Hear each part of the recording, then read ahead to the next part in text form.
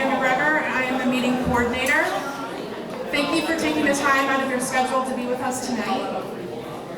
For those of you attending for the first time, City Hall community meetings are meant to be a gateway meeting. They're an opportunity to meet your neighbors, speak with the mayor, city staff, who tonight will be touching upon a wide range of topics related to their ongoing work. After each presentation, we'll take one or two initial questions. Following all presentations, we will open up into a general Q&A. If you haven't grabbed a copy of tonight's slides, they should be in the back. But before we begin, I'd like to invite Councillor McLaughlin up to say a quick hello.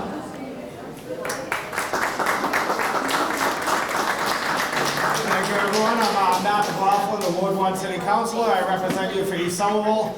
I just want to stop it real quick. I tried as hard as I can to not speak too much at these events because this is the mayor's meeting and I'm here to listen to all of you. But 6 months ago we had a meeting and people were talking about a lot of constituent issues, and I just want you to know that every constituent issue that was brought up, I made a note of that. I put it in the system, put in a policy order on it. I'm glad to say most of those orders have been addressed from 6 months ago, but what I'm going to start doing now is any issues you have, whether you want to say publicly or you want to pull me aside, I'm going to make a note of it, put it in the system, and in 6 months we can see each item, where we've landed on that. So that's all I got to say for now. Thank you everyone for coming. This is a great opportunity for all of us to hear what you think about what's going on in the community. So I'll stop talking and listen. Thank you.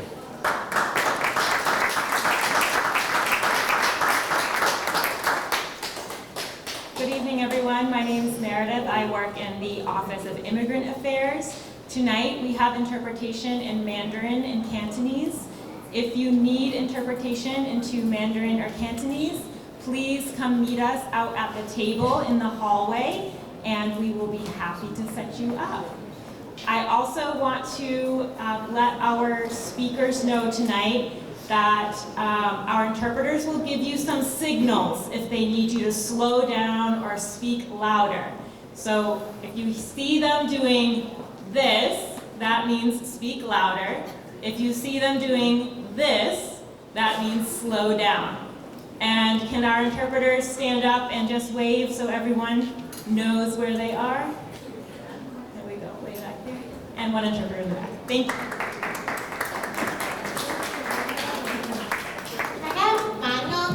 林小姐啦，咁係移民事務處嘅職員，咁多謝大家光臨我哋今晚嘅社區會議啦。咁都想同大家講翻，咁我哋今晚會有廣東話同埋普通話嘅兩種翻譯。如果你哋係冇任何翻譯儀器，咁亦需要翻譯嘅協助嘅，咁就麻煩去出邊門口揾我哋可以俾翻譯機你哋嘅。那大家晚上好，那我是移民事務署的林小姐。那首先感謝大家光臨我們今天晚上的社區會議。那我們今天是可以提供粵語跟普通話的翻譯。那如果你們任何人是沒有翻譯儀器，那也需要翻譯的話呢，可以來到門口找我們，我們是可以提供免費的翻譯給大家。謝謝大家。Thank you, Councillor. Thank you, Meredith. Thank you, interpreters. Before we get into main presentations tonight, I do have a few quick city updates for you. Oh, sorry, before we go into that, I do want to remind you that if you're someone who prefers email to give feedback or to ask questions, we do have an email address specifically for the meetings. That is cm@somervillema.gov. Tonight's meeting is also being recorded and will be available at the conclusion of the fall meetings. After November 2nd, you'll be able to find all recordings on the City TV's government YouTube channel. So now we'll go into some quick updates. This table on the left includes several key dates for the upcoming 2023 election season, including deadlines to register to vote by mail, early voting dates, and the city election date, which is Tuesday, November 7th. Blue ballot boxes have been placed around the city and are checked regularly. We welcome you to utilize these for election items. For the 2023-2024 school year, Somerville Recreation is offering a variety of program and activity options at various locations throughout the year. Teens can access these programs through the General Teen Center membership, as well as the Powder House Teen Center membership. Both are free for Somerville residents. And a reminder that the teen room at the Somerville Public Library Central Branch is also open with regular teens programming. These next two slides feature current career training opportunities from the Somerville Center for Adult Learning Experiences. Topics include patient experience in healthcare, information technology, basic accounting, and college readiness. These are all free career training opportunities through a city grant for Somerville residents. You can follow the QR codes if a particular program interests you. The Somerville Council on Aging has launched a senior community survey to identify resident needs to guide improvements to the programs and services provided. You can take the survey online, over the phone, or download and submit a paper copy in person. The senior community survey is open until Friday, November 3rd. This next slide is from our Department of Public Works. It's just a breakdown of snow removal responsibilities as the weather it's becoming that time of year. A reminder that property owners are responsible for snow removal on sidewalks and curb ramps adjacent to their property. A reminder that Somerville's Historic Preservation Commission hosts weekly docent tours throughout October at Mill Grove Cemetery, Prospect Hill Tower, and Old Powerhouse. The commission is also looking for volunteers. If you're interested, you can email Brandon at bwilson@somervillemaine.gov. Somerville's Health and Human Services Department is hosting several flu vaccine clinics in October and November. There's some dates listed here. If you're interested in registering to get a flu shot, you can do so by visiting somervillema.gov/vaccines. The city has extended the period to give feedback on 3 finalists for Somerville's Chief of Police. All 3 finalists participated in public interviews on October 11th, which can be now viewed online and on City TV's local cable channels. For more information on the search process as a whole and to vote online or to give feedback online, you can visit somervillema.gov/police chief. A quick update on housing. The last 2 years have been active in terms of affordable housing production. This slide provides a breakdown on units created in the last 2 years. If you'd like to get on the Housing Division's listserv for new housing opportunities, you can sign up by going to the city's website and searching for inclusionary housing. And with it being October, I did want to highlight 2 upcoming events. First up is Summer Street's Monster Mash, Sunday, October 22nd. That will feature a Halloween parade led by the School of Honk, as well as music and other activities. Then on Thursday, October 26th, we have Trick or Treat. You can join the mayor, the Department of Public Works, and Somerville Recreation on the City Hall concourse. Costumes are encouraged. And our final quick update for you tonight, a reminder that you can keep up to date with us. We are on social media. You can follow us by using the QR code here. Our departments also have multiple newsletters and listservs. We encourage you to go to somervillema.gov/subscribe and to sign up for any and all that interest you. This concludes our quick updates, and with that, I will invite Mayor Valentine to the podium.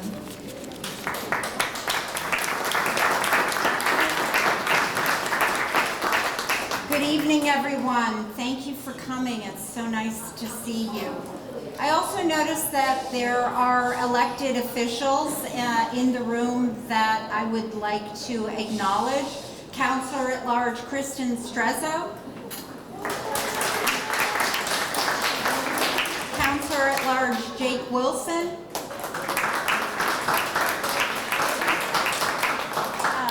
And if there's any other electeds, would you raise your hand? Not yet. Okay. Great, thank you. So before we get started, I'd like to get a sense of who's in the room and for you also to get a sense of who's in the room. Would you raise your hand if this is the first time you've been to one of our community meetings, City Hall meetings? Wonderful, thank you, welcome. Would you raise your hand if you've lived in Somerville under a year? Welcome. It's Adam, right? Okay. If you've lived in Somerville less than 2 years, raise your hand. Less than 5, raise your hand. Welcome. Less than 10. Okay. Less than 20. Less than 25. Less than 30. Okay. Over 30. Okay. Oh, wonderful. Raise your hand if you've lived here your entire life. Woo! Woo! Awesome. Thank you. Would you raise your hand if you're a parent? Would you raise your hand if you're a parent of a child in the Somerville Public Schools? Okay. Would you raise your hand if you're a pet owner? Would you raise your hand if you have walked the community path? If you've ridden your bike on the community path? Okay. And now does anybody in the audience, I can only take one at this time, who wants to ask a question to understand, who your neighbors are in the room?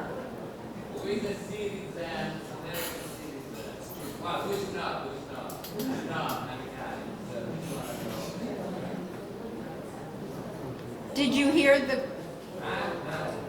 Oh, okay. Okay, thank you. So the next I'd like is, we know who you all are, so now you need to know who's here from the city. So what I'm going to do is I'm going to ask all city staff to stand up and introduce themselves. Just know that this evening you're represented by many departments. Not all these departments are presenting. So if you hear of a department and you want to talk to them specifically, you'll at least know who they are. Staff, can you please come down here, those that are in the back? Thank you. So we'll start right here and we'll go around to the left, my left. Hello again, Victoria McGregor, Communications. Okay, loud. How's it going, everyone? Nick Aleckl, Department of Communications as well. Hi, I'm Jill Lythan. I'm the Commissioner of DPW for this incredible city. And I'm Karen Carroll, the Director of Health and Human Services for this incredible city. Charlie Breen, Fire Chief. Charlie Femino, Police Chief. Jim Donovan, Captain of the Police Department. Patty Contenti with the Community Outreach Unit at the Somerville Police. Jen Mancia, Economic Development. Blair Wong, Project Specialist for the Digital Bridge Initiative.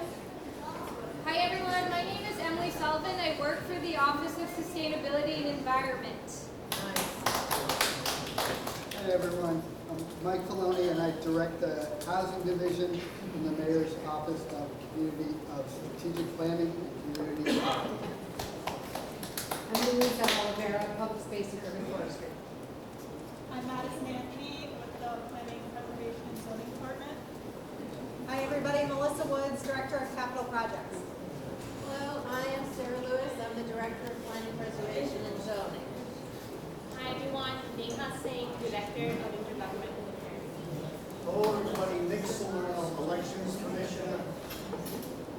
Hi everyone, my name is Ed Hardy. I'm the Presto Experience Manager with the Office of Constituent Services.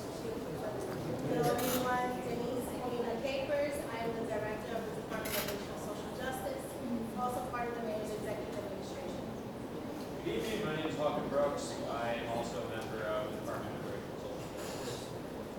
Hi, I'm Mari Bunin. I'm a member of the Task Force on Civilian Oversight.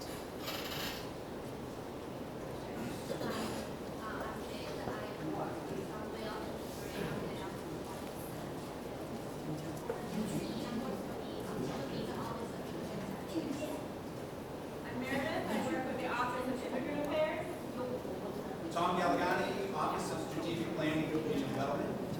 I, Ashley Sue, as the Director of the Council on Aging.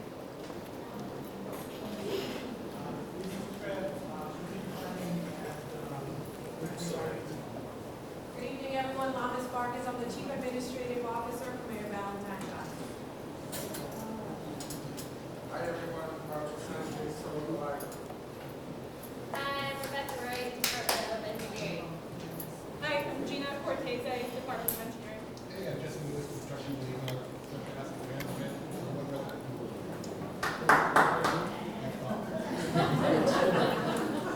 Brian Polstway, Director of Engineering. Hi, everybody. Brad Ross, and I serve on Great City as Director of Mobility. Hi, Alicia Privet, Ratsar, Environmental Health. Hi, Colin Ziegler, Environmental Manager and co-rep. Wonderful. Thank you, everybody. Staff. We have a packed agenda this evening. We tailor these meetings to each ward in consultation with the ward counselors based on what we hear from community members. And I have to say, we have a lot to cover in Ward 1, and we have adjusted our slides, and some of the citywide content is not on the slides. However, in order to deal with the constituent services, however, we have an all virtual meeting happening on Thursday, November 2nd, so you can then view the citywide slides. As I've said, I've been giving presentations in other wards on local climate change impacts and actions to the city is taking to protect our people, places, and property. Because you'll have other opportunities to hear that, if you'd like, we move that off tonight's agenda, but to make room for the rest of the agenda, you can't get on any other nights. I want to say, though, that while climate change may seem like a local issue, there is quite a lot going on in the city with changes in operations and staffing to meet the changes, the daily needs that we have. Whether that's increasing staff to address increased rodent activity, partly caused by warmer climates and weather, or multi-million-dollar projects to address increased flooding risk due to intensifying storms, there is a lot going on that affects you and your ward. If you're interested in this topic, again, I encourage you to attend or watch the recording of the virtual town meeting that's going to be on Thursday, November 2nd. I do also want to say briefly, just share a couple of items specific to Ward 1 from the climate change presentation with you now. So this map shows Somerville's areas most likely to flood in the 100-year storm. As you can see, the majority of the darkest areas, which indicate the highest floodwater level risks, are in East Somerville and broader Union Square. I want you to know that we are not just sitting back and waiting to be surprised by this. For citywide flooding risks, we have numerous very aggressive efforts underway to reduce impacts, and they're focused on 3 areas. They are targeted to improve drainage in specific areas and/or neighborhoods. And so there's work being done at Cedar Hill and the Community Path, under the Washington Street Bridge, new drainage project to include the new Mystic Outfall to reduce flooding, Morrison Avenue tank. We also have a major multi-million-dollar sewer system upgrades, which include Somerville Ave, the Poplar Street Pump. The Poplar Street Pump, does everybody know where that is? That's over in the Brick Bottom area near Target, but across McGrath. To give you an idea, that serves two-thirds of the city, including East Somerville. So that basically serves 54,000 people out of 81,000. And we have a citywide sewer separation with both improves water quality and reduces flooding for the full city, including your neighborhoods. We're also looking at coastal flooding, which, as the map shows, Ward 1 needs to be protected from. We're also one of the founding members of the Resilient Mystic Collaborative. It's organized by the Mystic River Watershed. This is a regional coalition. Through this coalition, we've raised millions of dollars to protect about 100,000 residents and more than $60 billion in property. 2 of these projects are in East Somerville. One is shoring up and raising the Amelia Earhart Dam in East Somerville, which you can see in the picture. It's also renovating Draw 7, which is also in East Somerville with stormwater management features. And this basically helps prevent storm surge from flanking the dam. Also, there's a coastal protection that is happening in the East River, and that's closer, it's across from the Mystic, between Chelsea and Everett. This region is where the bulk of the produce is processed for New England. Its industrial district generates more than $7 billion, and there are a lot of jobs that are dependent on this. More than 15,000 low-income residents live also within this area. In addition to joining the virtual meeting for more details, you can also get involved in our climate action. We're currently updating our 5-year climate forward plan. And we have a survey for you to fill out. It has a lot of very specific questions about initiative supports you'd like to see, from warming to cooling centers to energy programs. Our Sustainaville page, you'll also find a host of information for energy savings, programs, preparedness information. So thank you. I'm happy to take 2 questions now if you have them, or at the end, because I'll be here all evening and we have a full open Q&A at the end of the meeting.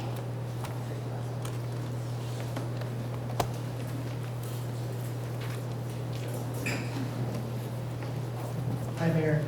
This is not related to storm preparedness, but I do appreciate that. Many of my 311 requests go unanswered. Many of my 311 requests go unanswered, and sometimes they're disclosed with no comments. As a citizen, I would like to have a reliable point of contact to report problems within the city. Could we have a policy that every 311 request is responded to? Thank you. So thank you. So you're asking me who that is. I think 311 should work. We have 2 people here this evening that could help, but the gentleman right behind you, could you? Okay, Ed, if you 2 can talk to make sure, and I didn't catch your name? Yeah, my name's Moses. Moses, okay, Yeah. Thank you so much. My question? I didn't hear the question Okay, part. I'm good without a mic. Okay. So many of my 311 requests go unresponded to. So I'm asking if we could have a policy that every 311 request gets a response. Right. Okay, thank you. Ed, you got that, right? Thank you. They should get responded to. Thank you. Okay. All right, next person. Thank you, and I'll be here all evening.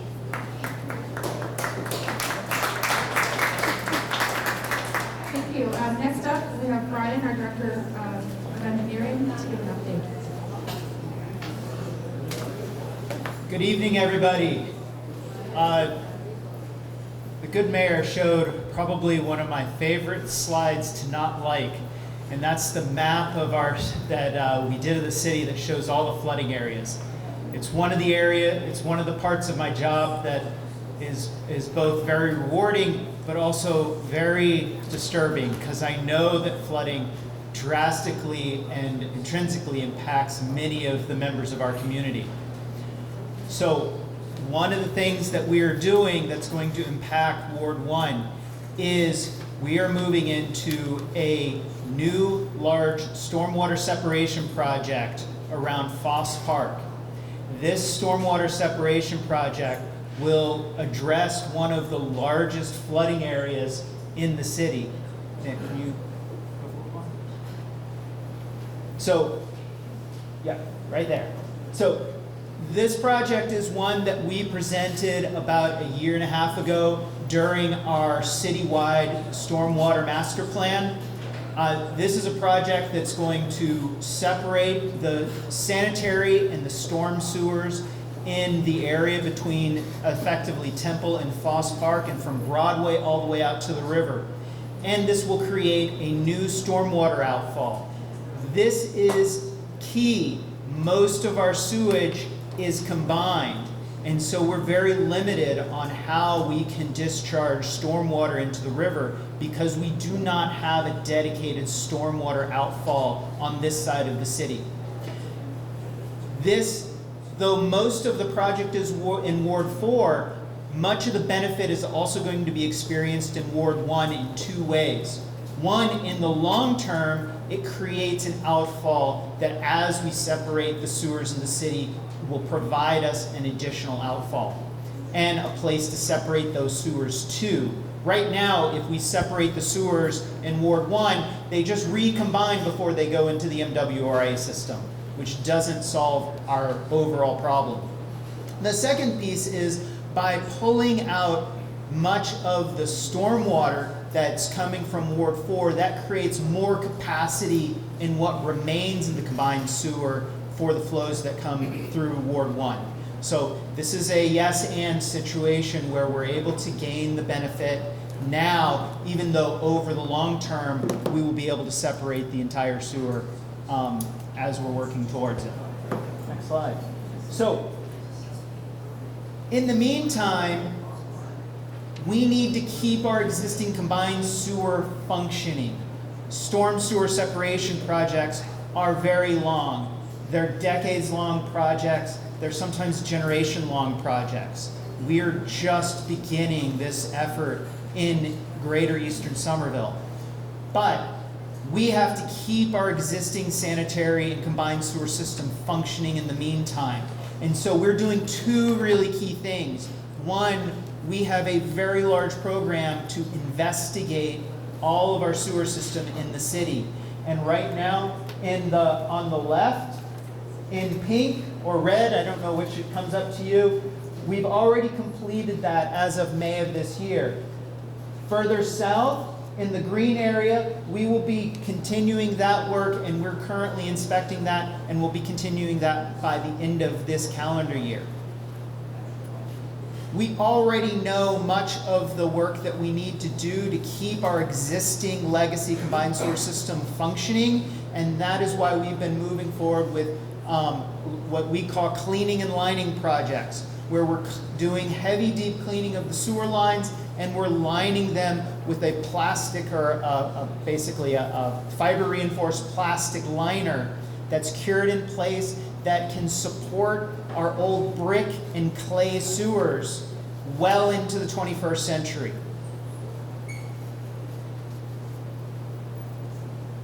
Two things here. Both of our projects for cleaning and lining and sewer separation also feed into our next large master plan, which we are actively working on, which is our combined sewer overflow plan. That is where combined sewer, when our combined sewer receives too much rain, it overflows directly into the Mystic River. That is not a healthy place to be. It is the legacy of the engineers before us, and we are now trying to fix that and improve water quality and improve flooding in the city. And our combined sewer overflow plan, which we're working with the MWRA and the city of Cambridge to create a process and a roadmap on how to separate our sewers in the most fiscally prudent but environmentally sensitive way that we can.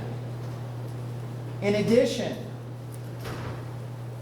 we still have rain. Between now and whenever our sewers get separated, we still have rain.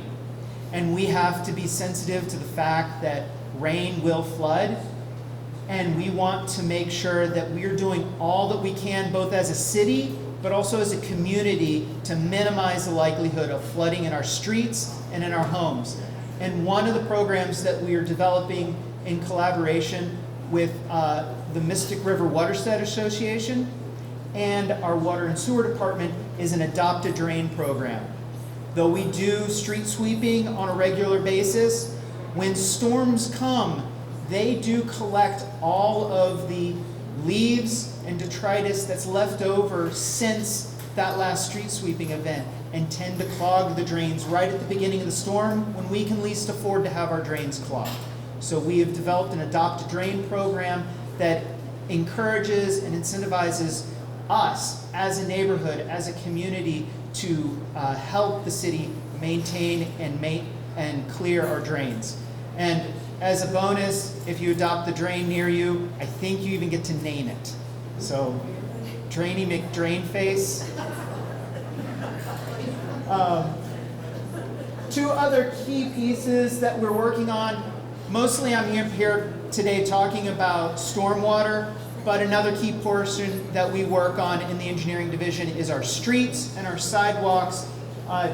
One of the key elements here is our citywide ADA transition plan. We're working with RSJ and the ADA coordinator to improve and update that transition plan so that we can continue and intelligently be prioritizing the sidewalks and streetscape that we reconstruct on an annual basis. And lastly for us is our citywide construction updates. Nick Allical helps us keep all of our construction updates online so that you have the best information that we can provide as our construction projects change throughout the weeks and months. And to continue with streets, I would like to hand it over to my great colleague, Brad Rawson, to review his mobility updates. Do we want to do questions? Or do we want, okay, my apologies. I have time for 2 questions before Brad takes my place.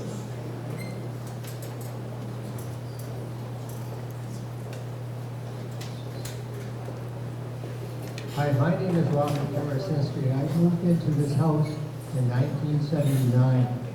Until the beginning of this year, we have never had water in our cellar. For the last 3 years, we've had crews on Bonnier Street. I live on Melvin Street. And I'm on the downside of the beginning of the hill. And since 3 years ago, we've been starting to get water. I right now have 4 huge machines in my cellar trying to dry it out. So since the beginning of this year, and since you've been working on Bonnier Street, my cellar is flooding constantly. Since '79 to the beginning of this year, no water at all. So if I understand that's more of a statement than a question, but my understanding is that you're experiencing more water in your cellar than you've ever experienced in the 50 years that you've lived here. I've experienced water just since the beginning of this year. Of this? For 40 years, that cellar has been dry, and it's an old cellar, and we're actually down below the hill. So at the upper level of my house, that's ground level. It's all this high for me. I've never had water in the cellar in 40 years until you started digging on Bonnier Street. Something has been changed up here. Okay. And now it's pouring into my cellar. Okay. And now it's starting to get very costly. Okay. So I'm not going to be able to answer or respond to your questions in this group, but my colleague Gina, who is helping working us on that project, we're happy to speak with you afterwards one-on-one. I'm sure other people are having similar situations because we know we've been hearing a lot of questions about additional flooding in cellars and basements, and we've been hearing them over the past 5 years in particular. But if anybody else is having that experience, please join us. We'll have a chat about it afterwards. Take one question for now.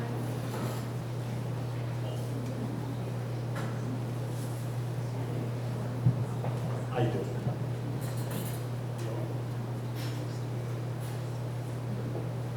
Bob Schofield, Ward 1, Milton Street. Considering, you're talking about the sewer rehabilitation program going on and aging systems. I know there's a big project going up on Spring Hill, so on and so forth. I'm just wondering why, with all the sewage systems and how old they are, why are you passing on the responsibility of replacing wasted water pipes from the property line to the main line in the middle of the street onto homeowners?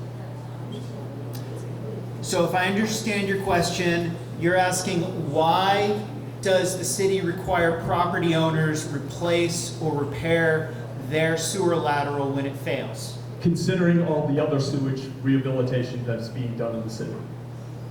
Okay. So the first thing is that the sewer lateral from your property to the city main is private property owned by the property owner. And so when there is a failure or a break in that sewer lateral, it is the property owner's responsibility to repair it. If you're asking why can't we then also repair it for you when we're doing a city project, the response to that is, one, the efficiency is not there from a repair standpoint.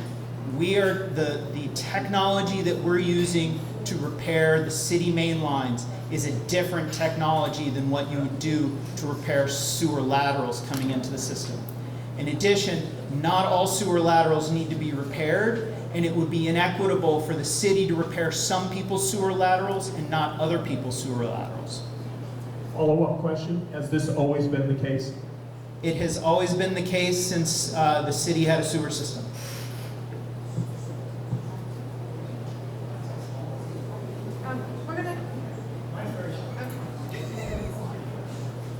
Hey, Chris Govers, Ward 1, Bob's neighbor. This one's short. Once the rainwater and sewer water are separated, where do the two go? Sure. So once they are separated, in a system that is separated completely, is the sanitary sewer will be discharged or is discharged to the MWRA system, which then through a series of pumps and collectors ends up being treated at Deer Island before it is ejected out to the ocean, essentially. The stormwater, however, is separated, running through separate pipes, and is discharged into a river body, either the Mystic, the Alewife, or the Charles, for its discharge point. But we need to make sure that those are entirely separated and all the way through, and we do a permitted program where we're testing that on a regular basis to make sure that there's no illicit discharge into that, no incidental sanitary sewage in our stormwater, so that the stormwater coming out into the rivers is the same stormwater we receive from the rain. Thanks, Mark. Thank you.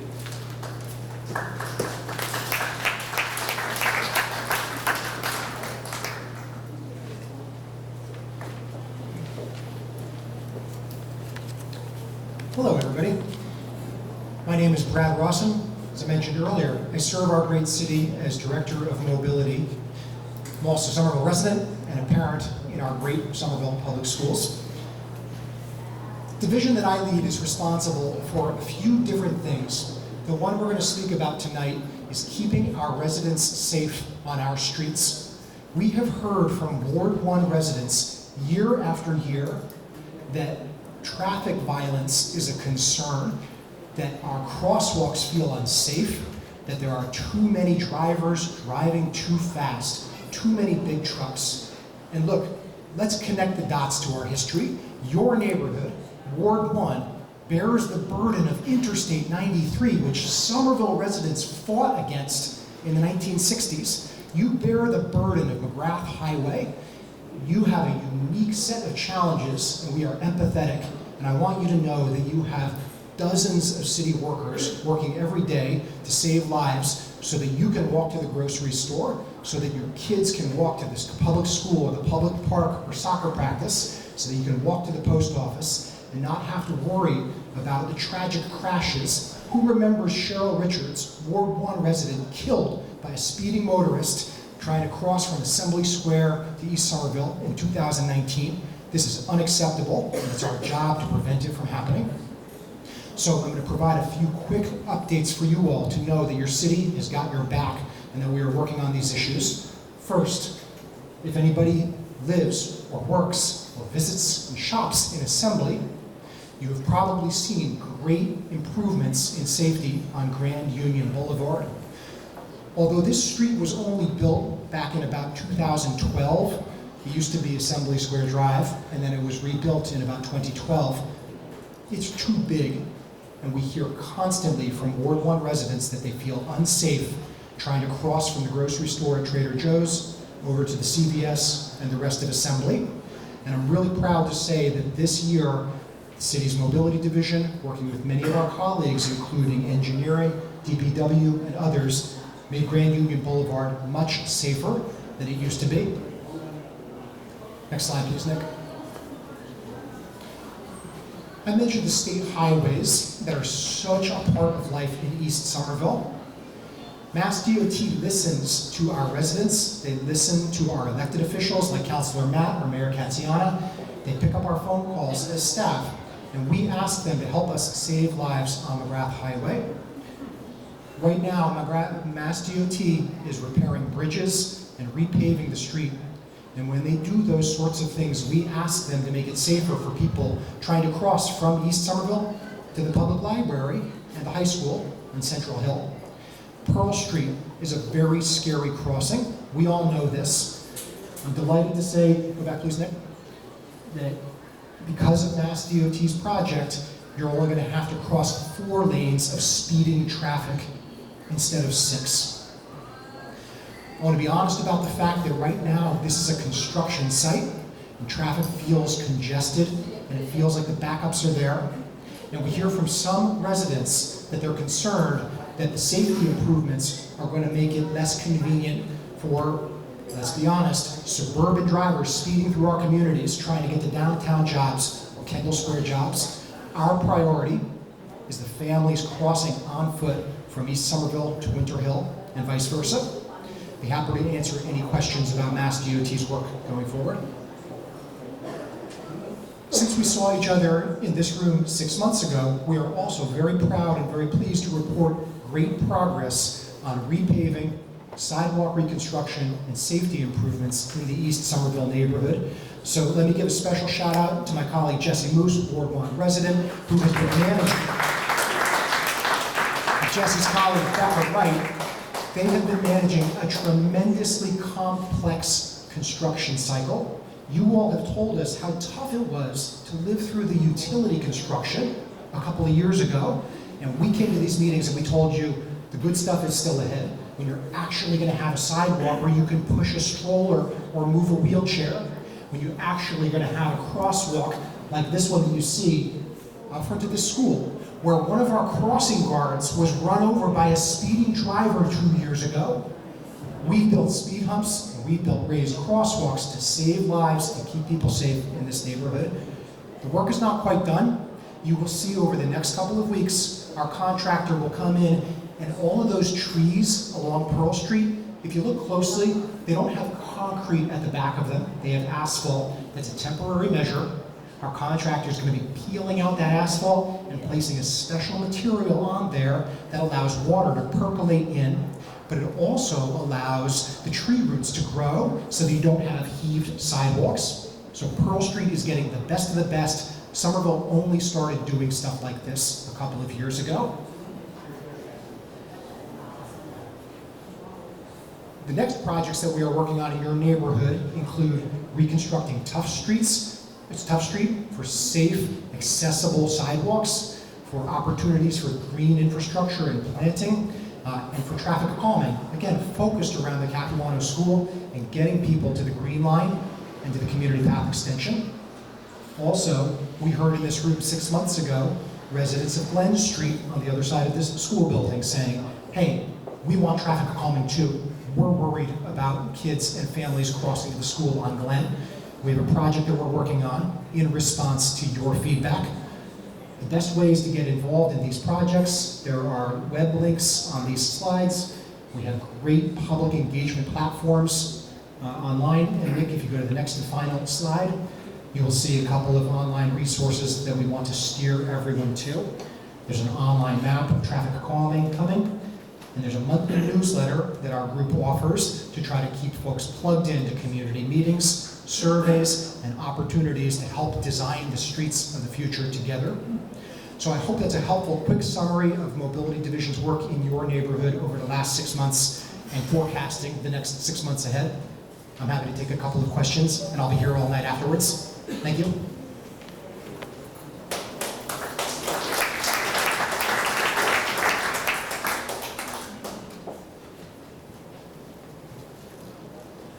Hi, my name's Mike. I live on MacArthur Street.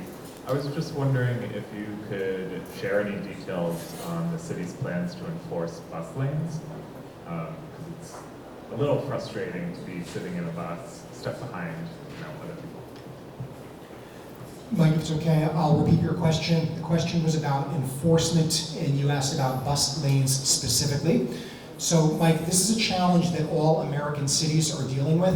I know that some residents will look at what the city has done in Winter Hill or on East Broadway and say, this feels weird and different. You need to know that this is happening all over Metro Boston and all over America. It's one of the most effective ways that cities can keep people moving, can address the climate crisis, and actually reduce congestion. But compliance is an issue, Mike. You're absolutely right. Enforcement is a constant challenge. I would argue that in Somerville, we're better than what we hear about down in Boston. They have worse compliance issues there, but there's no sustainable solution here until the state legislature authorizes automated enforcement. This is what New York City, Chicago, and many others do. They'll actually mount cameras on buses and have automatic citations issued. You can start with warnings and scale up from there. That's a long-term solution, and you're obviously asking a day-to-day question. So in the meantime, we do partner with our police department and our parking department to try to have eyes on the street and boots on the ground. We try to work in community meetings like this with the small business community and with residents to help people understand that just stopping for a minute can literally hold up 40 people who are catching the Route 89 and trying to transfer at Sullivan and maybe late for a medical appointment or late for childcare pickup as a result. It's really important that we all understand that this is not just a nice to have.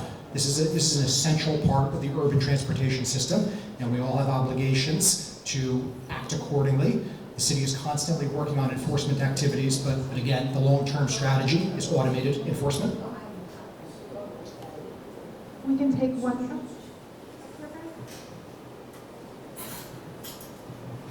Hi, my name is Stephanie. I have an 18-month-old boy I like to take for walks. I've heard a lot about safety for pedestrians, but on Broadway and McGrath Highway, the crosswalk does not match the traffic lights. A couple weeks ago, I took my son for a walk, and a car almost hit us when I had the walk sign. And I don't know if there's a way to rectify that, but I want to feel safe taking my child for a walk in the city. Thank you, Stephanie. Can I make sure I knew the location? Did you say Broadway at Cross? McGrath. Broadway, McGrath. Okay, thank you. So, Stephanie, we will look into that right away. That's a state-controlled intersection. So if it was a city-controlled intersection, like Broadway and Cross, we would have our staff go down there immediately, and if something was wrong, we could change it immediately. For the state-controlled intersections, there's an extra step in the process. But as I said earlier, those folks return our phone calls. They send people out when we request, and I'll check that out right away. Thank you. Thanks, Brad.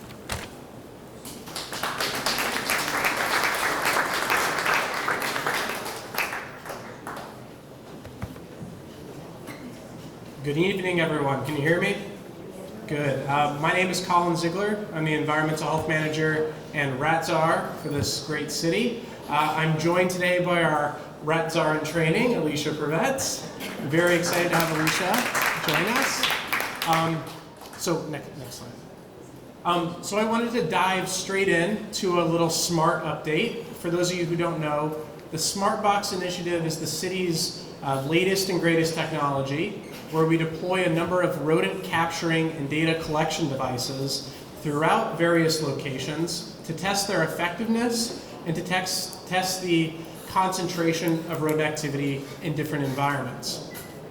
I am happy to say that MacArthur Street and Broadway have received a number of boxes, and they continue to be our most active in catching and contributing to the data collection that the city requires to better respond to rodent activity in the future.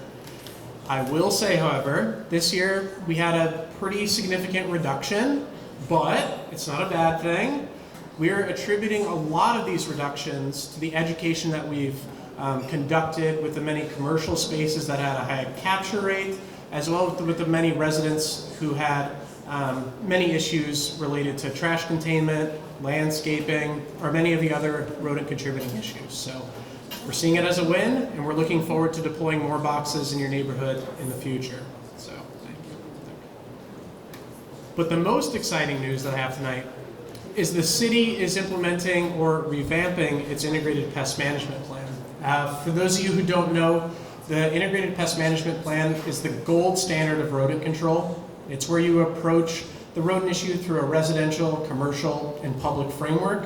You look to find ways to improve enforcement, education, and abatement. And it brings in many city departments, so we all coordinate together and find new and innovative ways to reduce rats. I welcome public feedback on this. If you see something new and innovative that you think the city should be testing out, we're happy to consider those and implementing them over the next couple of years. So look forward to that being presented in the winter. Also, we have a new website, Rodents Away, which is our shiny new way that we want to start educating the public on reducing food, water, and shelter access for rodents. These are the #1 contributing factors to rodent activity in residential spaces. And we're asking the neighbors and the communities to work together in reducing these vectors to ultimately reduce activity throughout the city. This website is an excellent resource for you. It's translated in 6 languages, and it condenses a lot of the information that we present in best practices into 3 convenient slides, 5 bullet points each, and it's a great resource to share with your neighbors. So please go to Rodents Away. It's a great resource to have. But I wanted to keep my presentation short tonight because I know there are a number of questions concerning rodents, and I'm happy to start taking those now.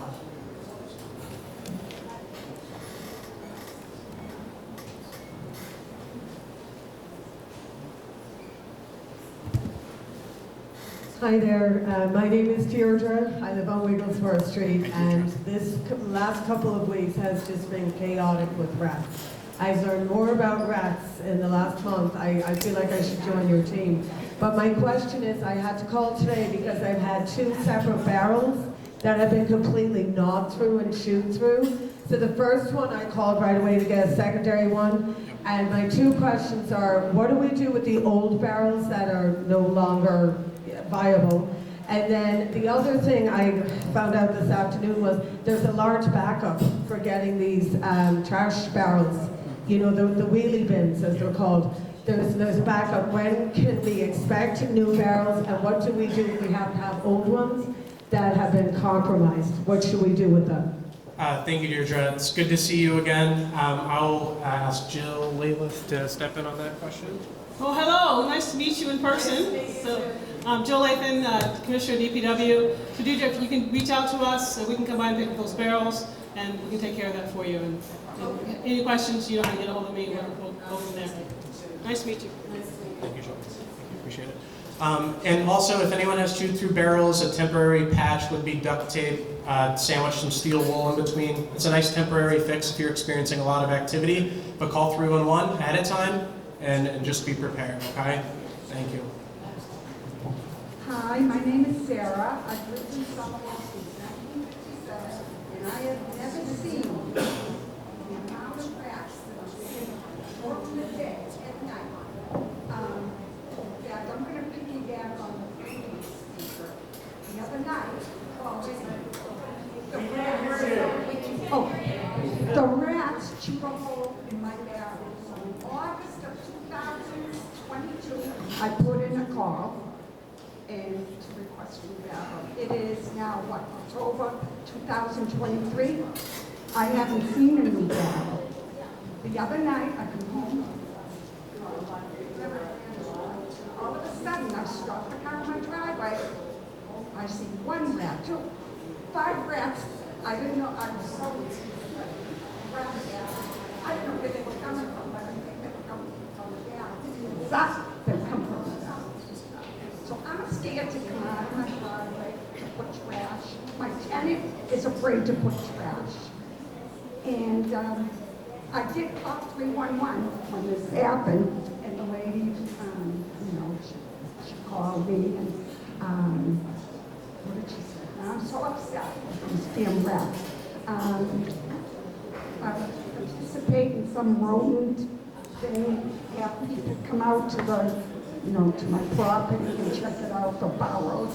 But you know something, even if I did that, I don't think they would do anything anyways, because there are no burrows in my land. They just come in from the trash barrel.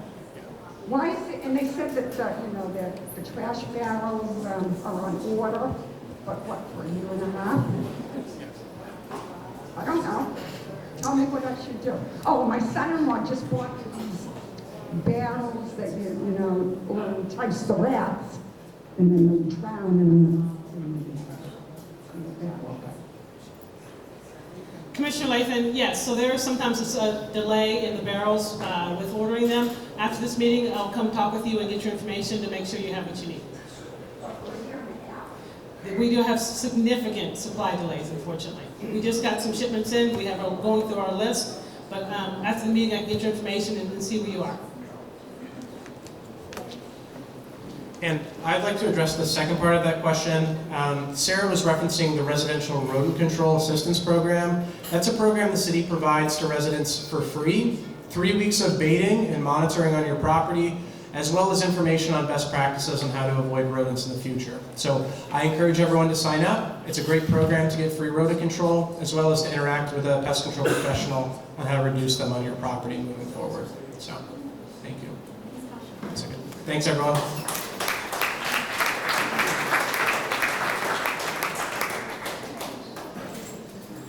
All right, again, Joe Lathan, Commissioner of DPW for this phenomenal city. I'm here to talk to you tonight about our Portland Loos. So Portland Loos are a universal restroom system. Next slide. That it's freestanding, functional, ADA accessible. We've heard from community members and city council members and families and parents really looking for these outdoor public restrooms. These would be, next slide please, open 24/7 year-round. They're fully flushable. There's hand washing stations on the outside to kind of limit the time folks are in the inside. Stainless steel, they're ventilated, and it's like, again, fully flushable.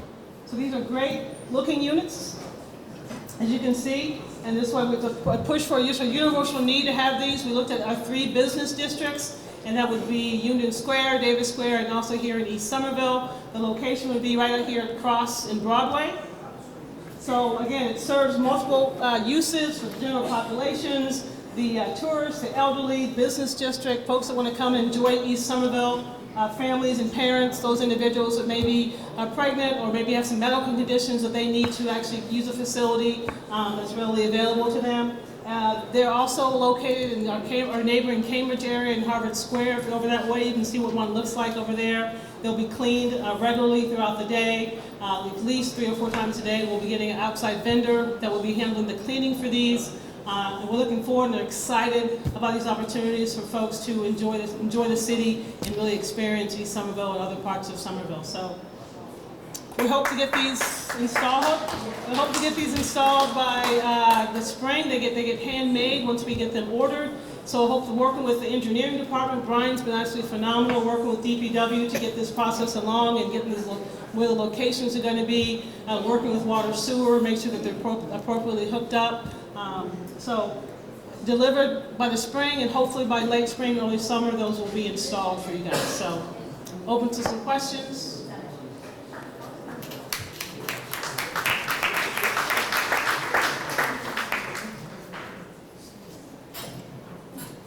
Hi, Commissioner. Thanks for that. My question isn't actually about the Portland Loos. It's about another DPW issue related to Chucky Harris.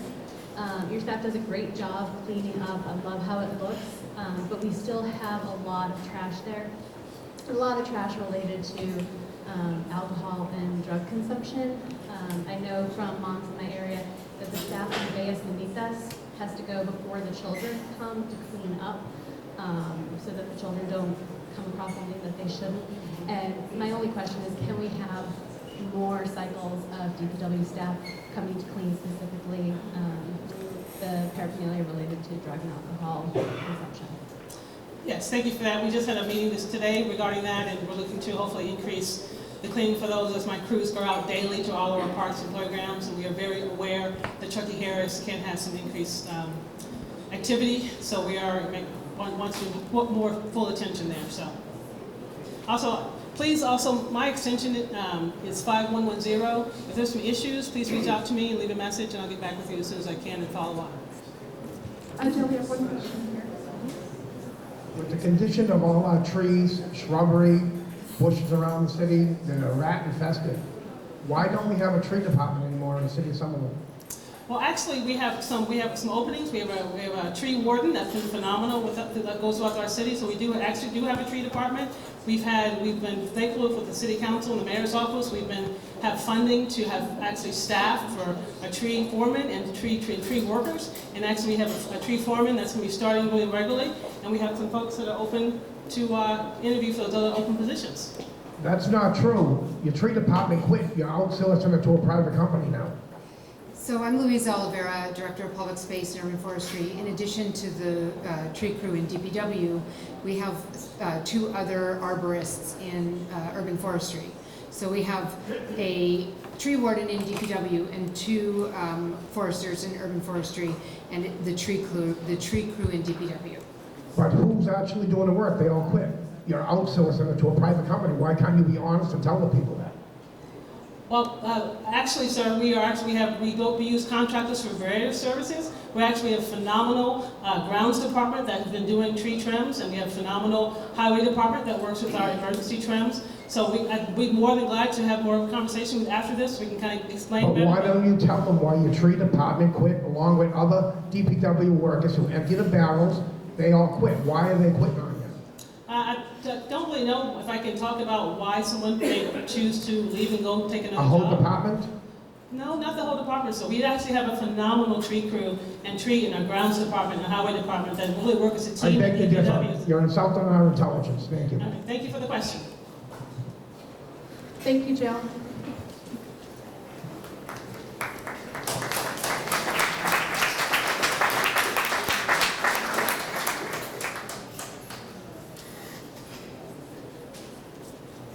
Good evening, everybody. I see a lot of familiar faces in Ward 1. My name is Charlie Femino, your interim police chief. As the mayor explained earlier, and you saw in an earlier slide, the finalists for the police selection committee will be coming out soon. I urge you to review and go onto the city website to look at the candidates, listen to the candidates, because this is a community-driven process, and you're part of that community.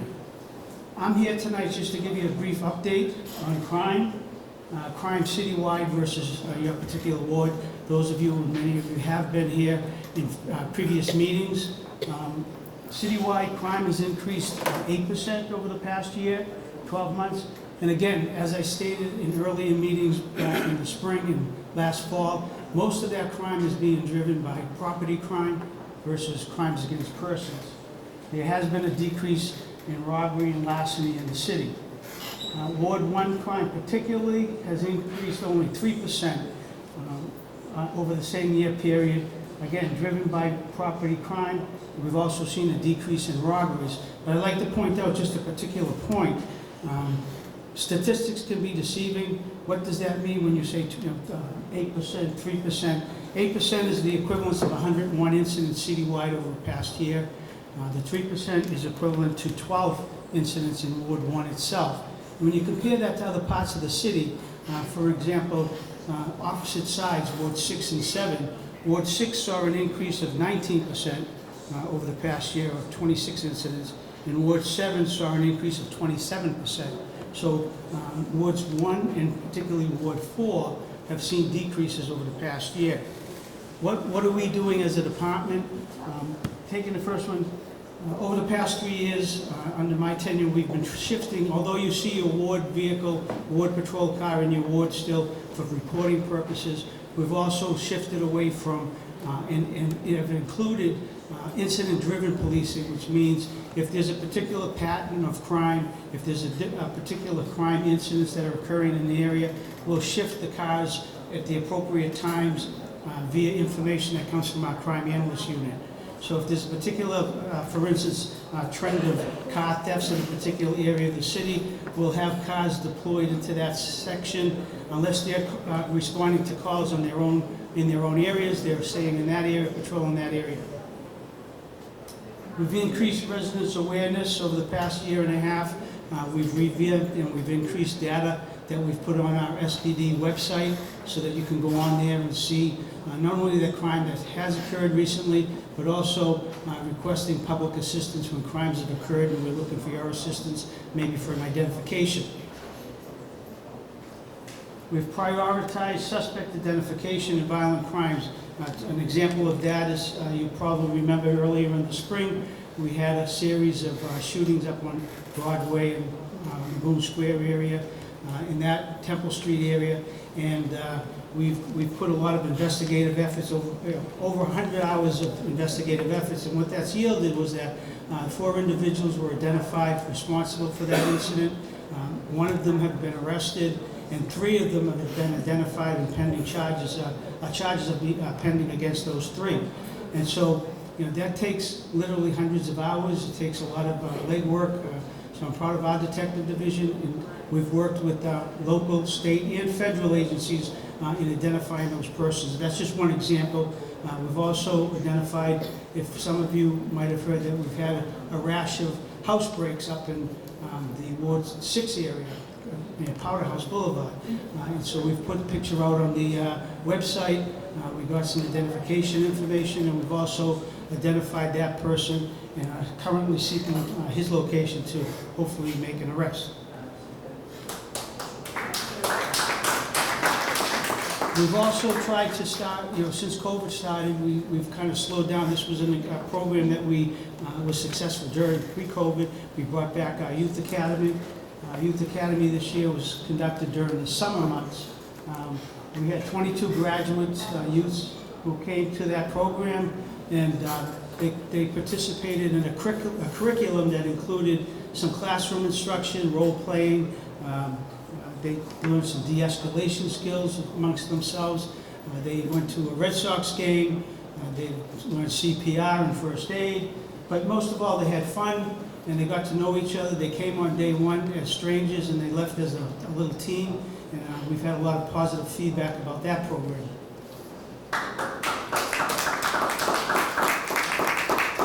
So now it begs the question what you can do. Again, as I've stated, in almost every single ward across the city, most of the crime has been, the increase in crime has been based on motor vehicle thefts, thefts of parts from motor vehicles, property type crimes. Don't leave your keys in your car, and don't leave valuables in sight. I can't tell you, especially now that the cooler weather is coming, most often during the winter months, people will run into the coffee shop, Dunkin' Donuts, leave their car running, and come out to find their car is gone.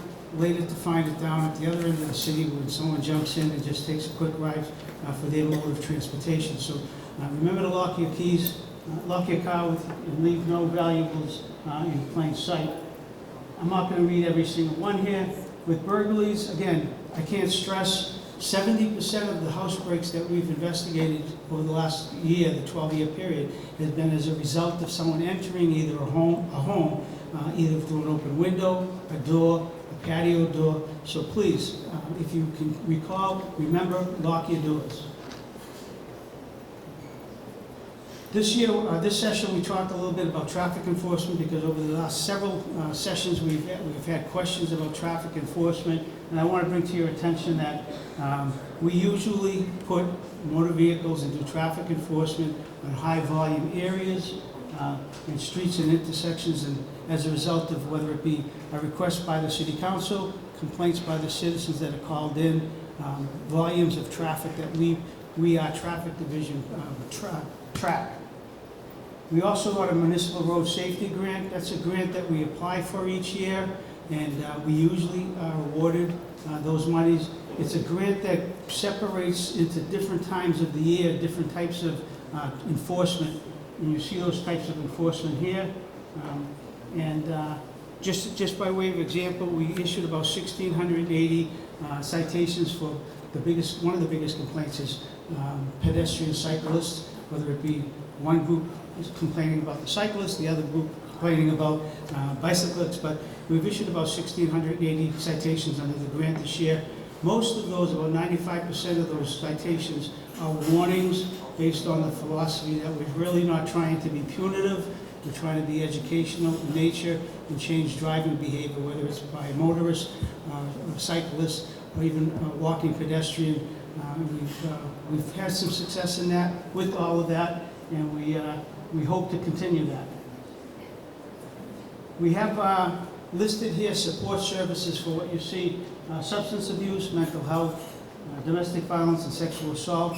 I urge you that if you know of someone that is in need of those types of services, here's a chart here, but I also have handouts here at the table that are blown up so that if anyone wants to get a handout on the way out, they can obtain one. And finally, we have, if you want to contact the PD, you can do that through the non-emergency number. There's also an anonymous tip. Then you can go online and not leave any names or identification, but report a crime or an incident that you would like to do. And general questions here at police.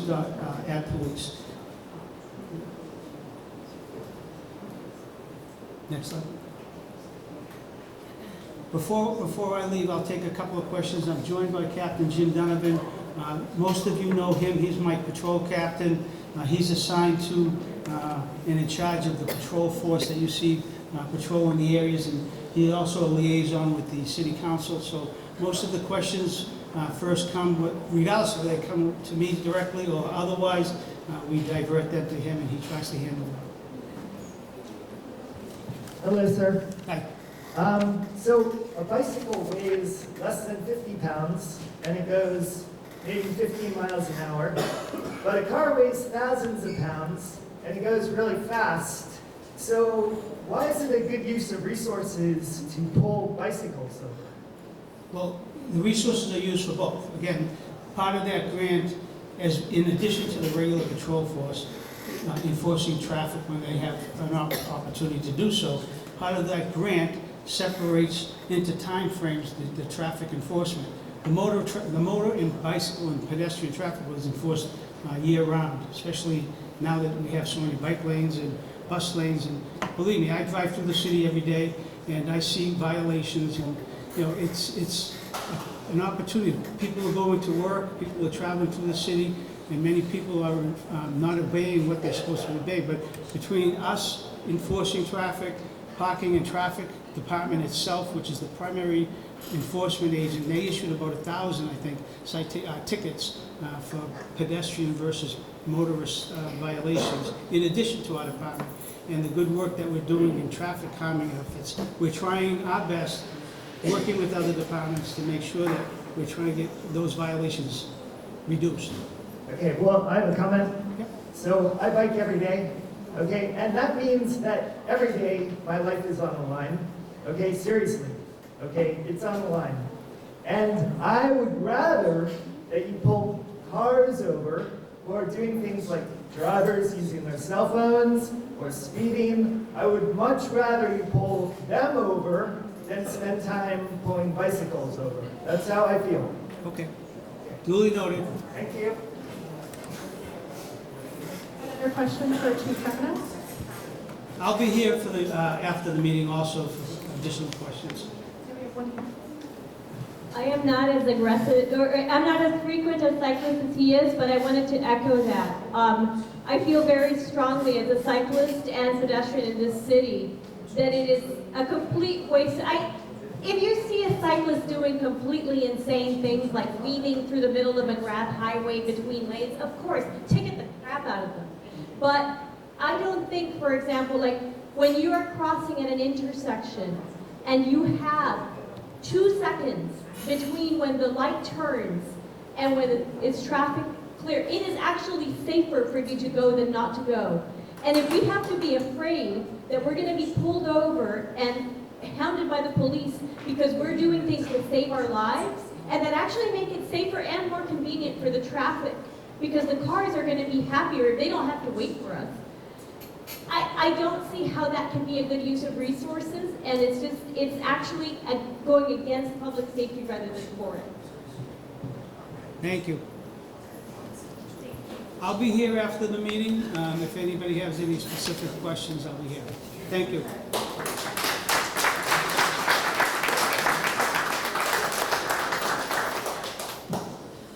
Okay, good evening. I'm Karen Carroll, the Director of the Somerville Health and Human Services Department, and it's great to be here with you tonight. I'm going to talk a little bit about addressing the needs of persons experiencing homelessness in the city. But I want to say that I am not the expert on this issue, and I have lots and lots of colleagues in the room and in the community. I think Chris is here, and from the Somerville Homeless Coalition, other folks who do this work every day, and they work with us, and it is an honor to work with them to begin to address the very many complex needs of persons experiencing homelessness in our community. So to start with the public health framework, which is how we start with lots of public health issues. And as I said, this is a particularly complex public health issue with lots of systemic underlying issues that need to be teased out. So with our public health approach, I won't get too nerdy on you, I promise, but we start with assessment. These are the 10 essential steps of public health. We work our way through that cycle, but I can assure you that at any given point in time, there are projects and initiatives underway in all parts of that cycle of the public health framework. So I'm going to go through a few very high-level things that are happening in the city at the moment. And on the back table, I want to point out this unhoused resident services inventory that was put together by the mayor's office at a recent forum we had at City Hall or community meeting on the topic. That has a lot of great information about what the many departments in the city and our community partners are doing in this space. So I encourage you to grab one of these if you're interested. So starting with assessment, we had to start looking at what we know about the problem, about the issue, about persons experiencing homelessness. What are their needs? What are their needs being met? Where are their gaps? We do have one local study that's done every year through our City Department of Housing in conjunction with many of our partner agencies. It's called the PIT, or Point in Time Census. And last year we had 15 individuals counted in Somerville on a January night. So that's going to be on the low side, but it gives us an idea of trends over time. There were 49 in shelters, and there were 32 transitional, for a total of almost 100 folks that would be classified as homeless in the city of Somerville. That number has gone up a little bit since previous years, but it's been fairly consistent now for a few years, for many years. We also want to look at statewide data and trends. Again, I'm not going to go through all of this, but it highlights some of the complexity.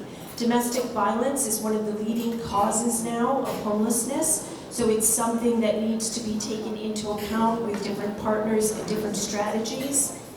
Youth homelessness is also on the rise, not just locally, but nationally.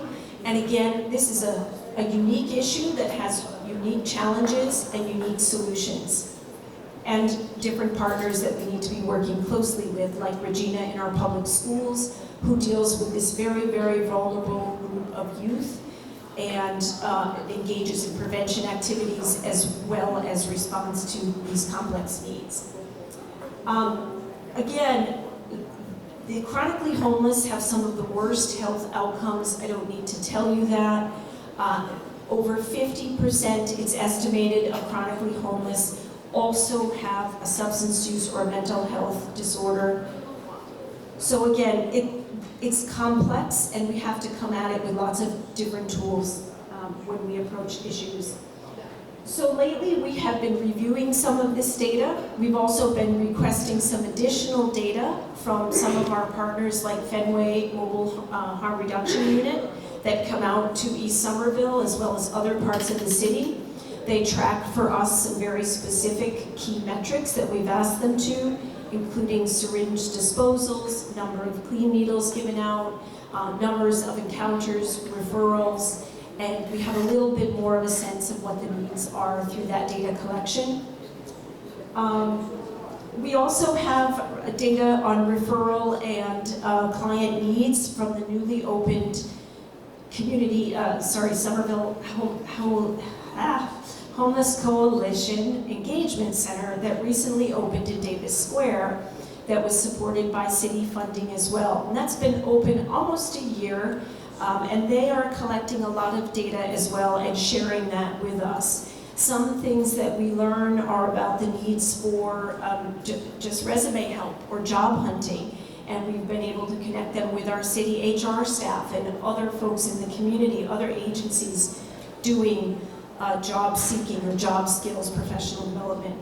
So there's a lot of ways that we in the Department of Health and Human Services and the city act as a connector of services and agencies to try to target these specific needs.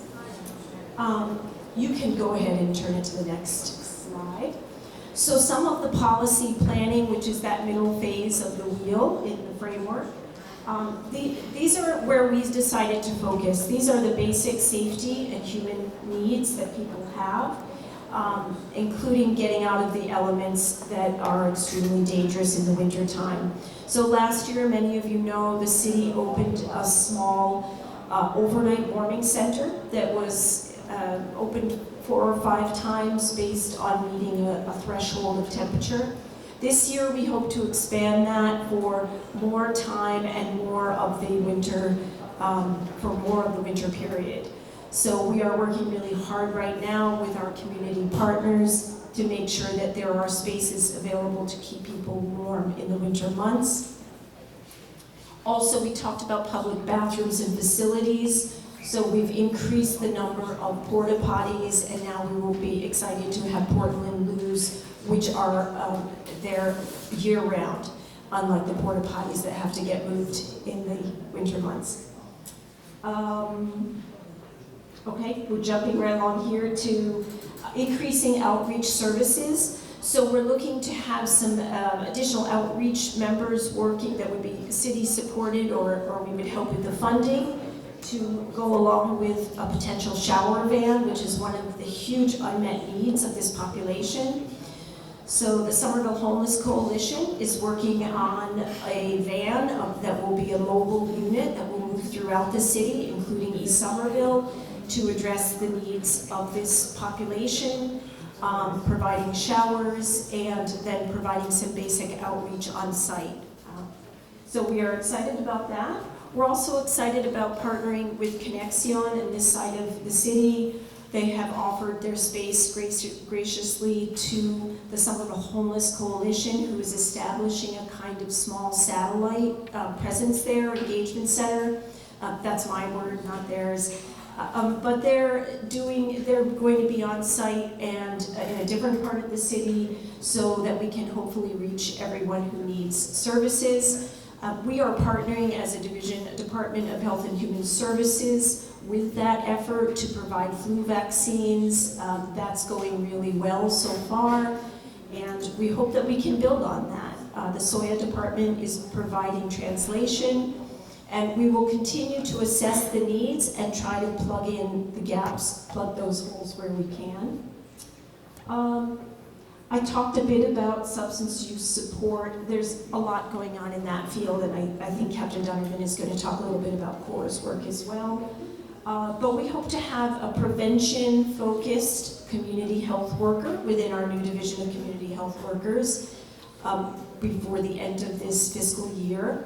That unit is getting up and running, and we hope that they will work in conjunction with the community and with our prevention team to be focused on substance use issues throughout the community.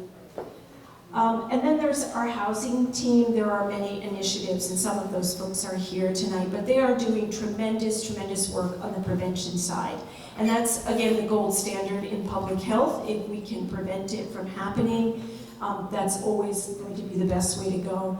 So they worked hard on things like the eviction moratorium. They support through advocacy and financial assistance to individuals, families, and they happen to be in the same office as the Health and Human Services, and I see this small army of people on their phones meeting individuals who are in real crisis and trying to prevent the next step of becoming homeless. So lots of work going on there. And in the last 6 months or so, I've had the privilege of being able to meet with the mayor's office and folks from the state to explore what other potential funding sources, expertise, and resources they may be able to offer Somerville in meeting the challenges of migrant families, of chronically unhoused, of our individual, our shelter system, all of these things. So we've had some productive conversations and very hopeful that there will be partners moving forward as well. And regional grants. So we're also beginning to talk to our neighbor communities, because obviously this is not an issue that respects the boundaries of a community. And so we do already share some regional grants with Cambridge, Arlington, and so we're beginning to think about some ways that we can partner regionally to address the needs in a more efficient way. Okay, next slide. And the final phase of the public health framework is the evaluation stage and implementation. So we want to ensure a trauma-informed and empathetic workforce. It's not easy hiring people, and into some of our smaller partner agencies really struggle with that. So we want to make sure we have the workforce to address the needs. We want to ensure that referral services and that services are able to be accessed, and that if they're not, we help break down those barriers as to why not and connect people. We are looking at some communication, enhancing our communication with all of the parties in the room, in the community, who know what's going on, who we can share ideas, share information and knowledge, identify these gaps as a group, and then more quickly plug them. And I think Denise is here that's working on our Public Safety for All initiative, and we are identifying some of those models that we can possibly use going forward. So stay tuned on that. There are many models, or some models that are useful for municipalities, communities to come together and manage high-risk and vulnerable populations. And I think I'll leave it at that, that obviously the data collection allows us to keep, to understand the issue, to ask for funding, for know what's working, but we need streamlined data collection tools, even across the city and then with our partners. So again, very complex issue, but I can say that it is a pleasure to work with so many of you and who are concerned about this issue in our community and some of our most vulnerable folks. So I can take a couple of questions, or unless are you going, you're going to just jump in. Okay, all right. I can take 2 questions, and I'll be here at the end as well.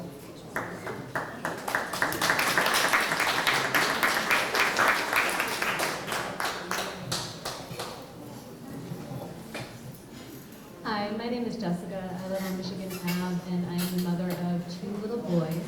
I frequent Chucky Harris Park. And I just want to say, first of all, I appreciate all of the efforts that the city is putting into to address the homelessness situation and the complexity of it. The one thing I would ask is that we have some behaviors that sort of go beyond acceptable, specifically in Chucky Harris Park. We have children showing up and finding people not awake. We have drug use and alcohol use in front of the children. Specifically, I was there on Sunday with another friend, with my 2-year-old and her 3-year-old, and there were men who were starting to do drugs right in front of my children. I asked them not to, and I asked them to leave. But this is a pretty frequent problem that we're having. And I want to know what the city is going to do, in addition to all of the other efforts that it's making, to make sure that certain boundaries are not crossed, certain activities and behaviors that really impact our children in a space that is designed for them get addressed. Yeah, thank you. Thank you for your comment, concern, question. Oh, you want to hop in? Just for a point of information, if I can talk with you after the meeting to get some specific information, we can have some directed patrols go by there during those time periods. I can also say that the contract we manage with our mobile harm reduction provider, we have, the HHS department manages that contract through the state, and we have asked for them to specifically be a little more involved in that area and provide us with some data. So that's been useful to us, and they have had they have been able to do some outreach in that area as well. Yeah. Karen, my name is Anne Marie. I've been a lifelong resident of Somerville, but my thing is about substance abuse. So there's a new drug out there called xylazine, and I'm sure you're aware of it. I don't know if the city has seen it or not. It's actually a skin rotting drug, so it's not only a substance abuse issue, but it's also an issue for health reasons. Again, I don't know if we've seen it in the city yet, if it's come here, but what are you doing to prepare for this type of a drug coming through the city? Anne Marie, thank you for your question. You're very well informed on this. It is a newish drug, and it is widely seen in a lot of fentanyl, and perhaps Captain Donovan can talk more about that, what specifically we see, but we anticipate it is here. We encourage, part of the harm reduction programs we run, and our partner agencies carry the xylazine test strips as well as the fentanyl. So we encourage active users to check. It unfortunately does not respond to Narcan, so it's a different challenge. We do distribute Narcan widely. So it is very much a concern, and I venture to guess it is here pretty much everywhere, or will be. And what we are doing is, again, the education piece, so that people know the harms of it and how you can test for it. And you know, maybe Captain Donovan has something more to add to that, but I appreciate the question. It is something that we do definitely think a lot about. Recently, the state has started a hotline for overdose prevention, encouraging people to call their hotline versus using alone. It's the first state in the country that's endorsed a hotline of this type. It's been utilized, the model, elsewhere in the country with great results of saving lives. So again, that model, if someone will pick up the phone, ensures that if there is a problem with fentanyl or xylazine and there is an overdose and the person stops responding to the operator, they will have a first responder come to that location. So we are also including that in our harm reduction backpacks and our outreach. But it's a very scary situation, and I appreciate you bringing it up. Yep.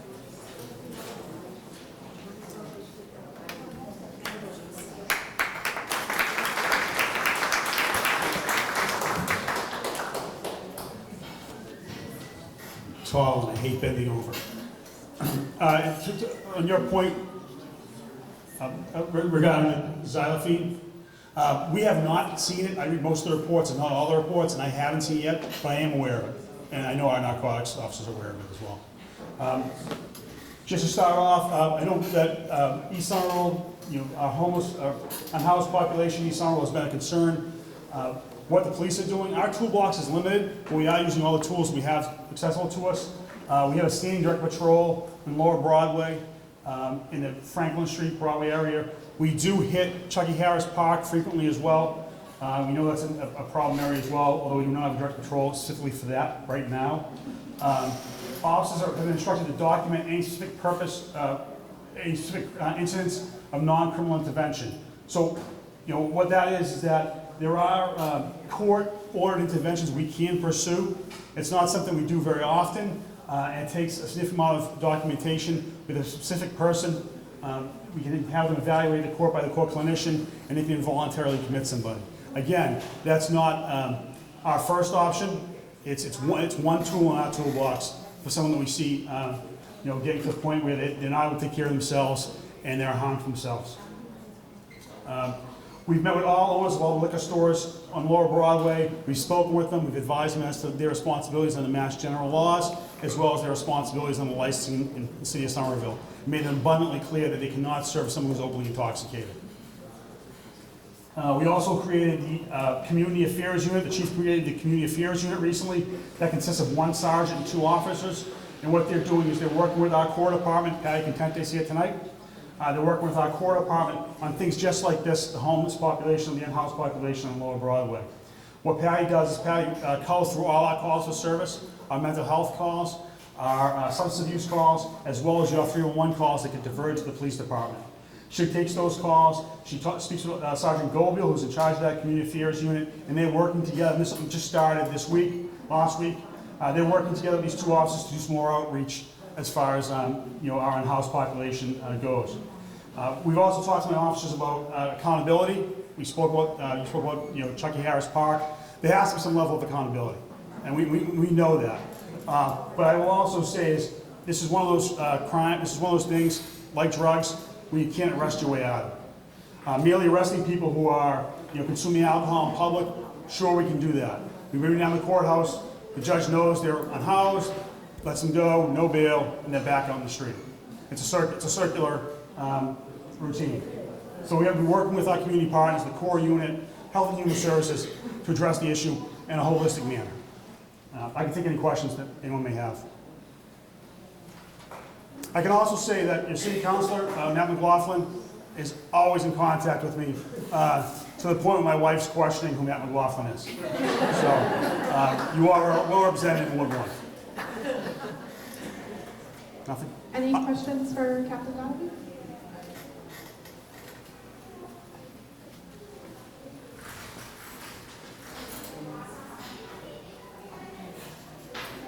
Sorry, me again. Why did they, with all the community policing and all the issues down Lower Broadway, why did they close the East Somerville, the district, the community police station? That's a great question. We didn't close it. Mudflats kicked us out. They wanted the space for their own business, so we've actually leased the trophy business next door. It's a bigger space, a better space, and we're going to utilize it for more than just our patrol force. Our detectives are going to operate out of there as an interview room as well, so people who need to be interviewed by the police in East Somerville who can't make it to the police station can go there and speak with a detective. So we're temporarily out of there, but we're going to be back, I promise. Thank you. I'll be here for any questions. At this point in time, we're going to turn over to our general Q&A segment. So I'd like to invite the mayor back up to the podium.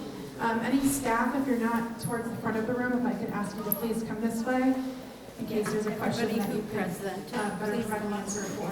Thank you. And then if anyone has any questions, feel free to raise your hand and we'll make our way around. Come on over here. Hi, good evening. Matthew Hunt, Illinois Ave, and also, as it happens, a candidate for city council.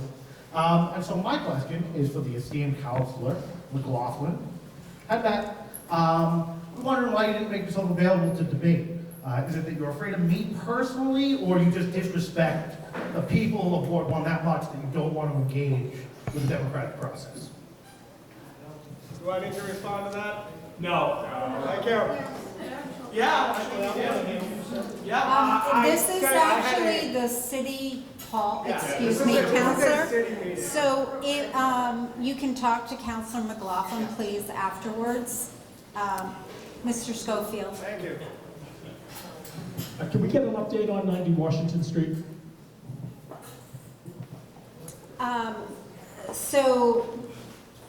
Thank you. We are still in a pause. Let me see. Tom, is Tom here? Okay. Can you come up and answer? Oh, Melissa, too. So we have some there's community process. You have all the details. For those who are not familiar, 90 Washington Street is a piece of property that the city acquired about 3 years ago. And we acquired it for two different purposes. Number one, as a site for a public safety complex. And the site is bigger than just what we need for a public safety complex. So the leftover portion, whatever we wouldn't need for public safety, we were hopeful to stimulate some private development. Apartments, commercial buildings, retail. And so we've been following a community process over the last couple of years to have that discussion about what people would like to see. We've met many of you, a lot of familiar faces in this room. We've engaged to try to get a sense of what people would like to see. I'm going to talk a little bit about the private development side of things. We have a citizen advisory committee that we established about a year ago that has been meeting on a regular basis, working with us to develop a request for qualifications and an interview process for private developers, partners that we could work with that would help us achieve the vision and all the ideas that people have for what they'd like to see on that site. It's a really interesting site. It's right next to the new train station. We've heard from people that we want to see some housing. We want to see affordable housing. We also want to see some convenience-oriented retail, maybe a Dunkin' Donuts, coffee shop, and beauty salon, things like that that would support the neighborhood. Melissa's also here, and she is our project manager for the public safety side of things. She's our director of capital projects over in IAM. Melissa? Hi, everybody. Melissa Woods, Director of Capital Projects, and it's my department's responsibility to manage the design and construction of a new public safety building. For those that have visited 220 Washington Street, there's really no question that we need a facility that houses Engine 3 and meets the needs of modern public safety. We put our pencils down at the end of schematic design to let the community process that Tom just spoke about move forward. And when we get the signal for pens up again, we will reconstitute our building committee and work to improve the program in the building, incorporate the work of RSJ and SPD and the work that they've been doing over the last 12 and 18 months to deliver a new public safety building for the city of Somerville, and something that we can be proud of for the next 100 years. Thank you.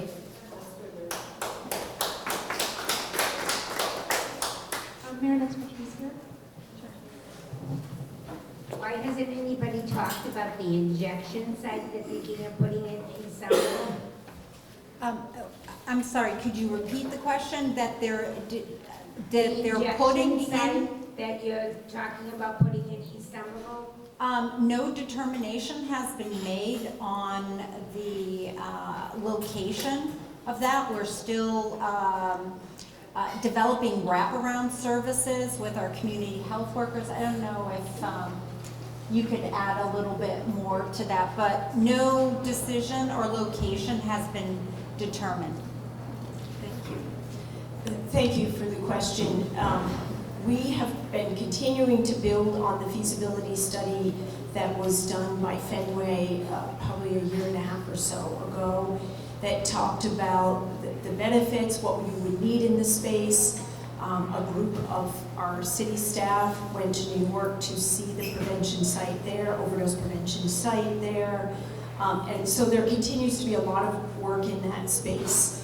At this point, as the mayor said, there is no decision on a space, or the next step is working through the modular unit, the physical, what would need to go into this space, and what is happening in the state level on in this field as well. So we have had conversations with the Department of Public Health, who is also beginning their own process here in Massachusetts, looking at the feasibility of these sites and how they could support communities like Somerville in the harm reduction sort of whole spectrum. Thank you for the question.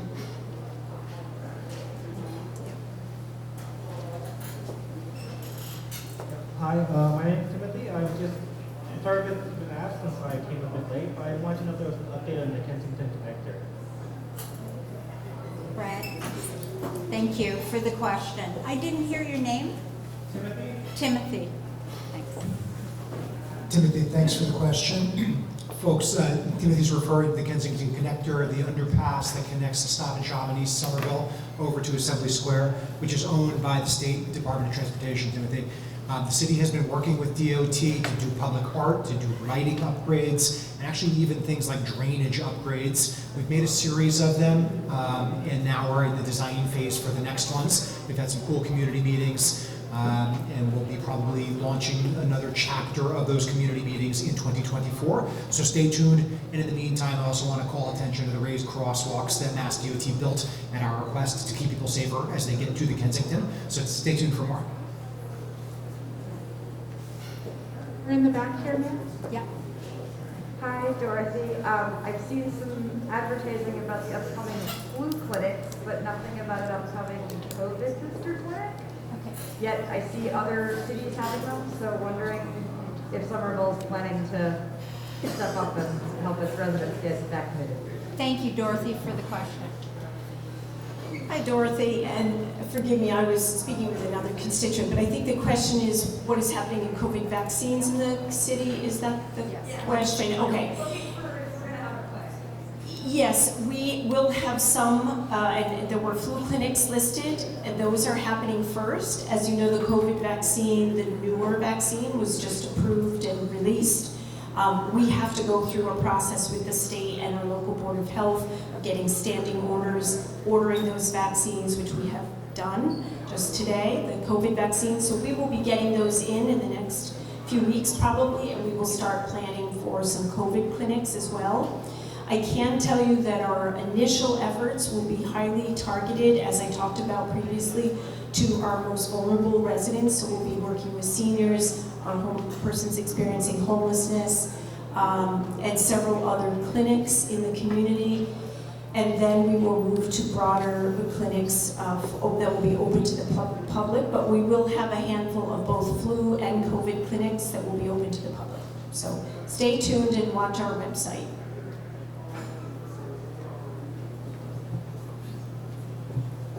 Hi, my name is Melissa. I'm just curious why McGrath Highway went from three lanes to 2 lanes. I live off of Cross Street and Everett Ave, and to get out of there now, you're waiting like 5 to 10 minutes.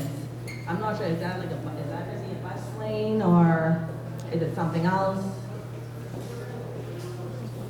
Hi, Melissa. Thanks for the question about McGrath and the repaving and the restriping. We talked about this a little bit earlier. I just want to reiterate, that's a safety project that Mass DOT is utilizing. And so, yes, you're right.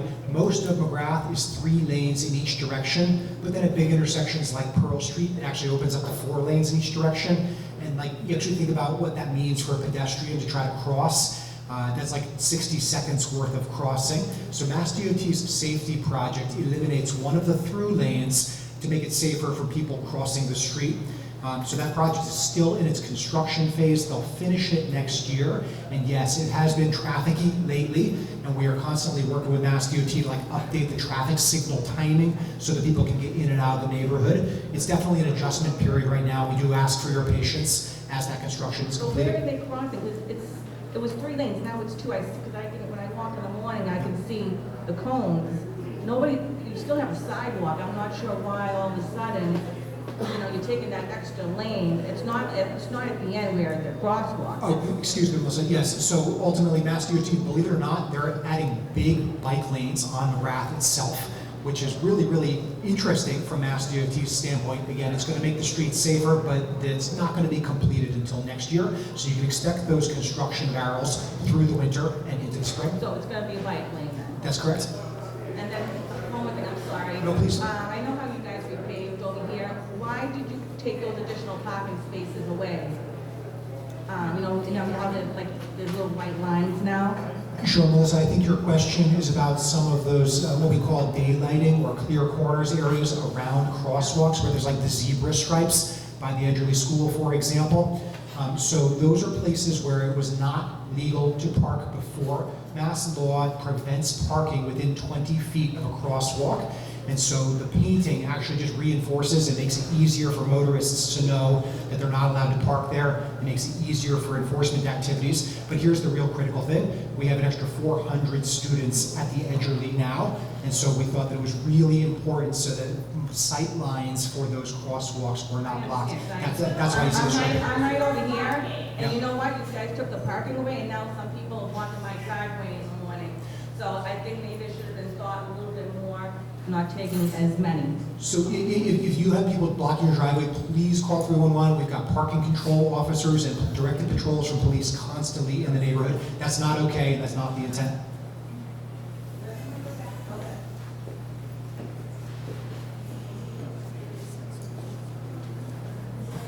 This is just a comment about what he said about the Edgerly School.